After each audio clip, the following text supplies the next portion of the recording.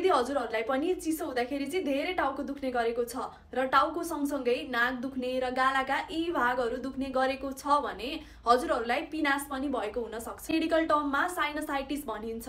पिनास हुने भनेको चाहिँ हाम्रो फेसमा हावा भरिएको जुन खाली ठाउँ हुन्छ त्यसमा चाहिँ ब्याक्टेरियल इन्फेक्सन, भाइरल इन्फेक्सन अथवा एलर्जेन्सहरू जस्तै धुवा, धुलो, चिसो र नाकको हड्डी बाङ्गिएको केसेसहरूमा पनि हुने गर्छ।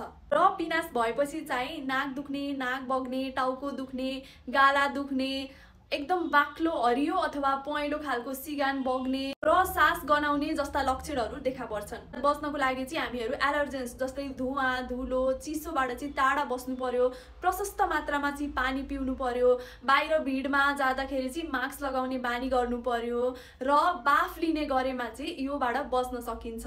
यदि पिनासलाई समयमै निको पारिएन भने यो इन्फेक्सन आँखामा, दिमागमा र हड्डीमा पनि सर्न सक्छ। यदि हजुरहरूलाई लामो समयदेखि टाउको दुख्ने, नाक दुख्ने, गाला दुख्ने समस्या छ भने डाक्टरसँग चाहिँ कन्सल्ट गर्नु होला।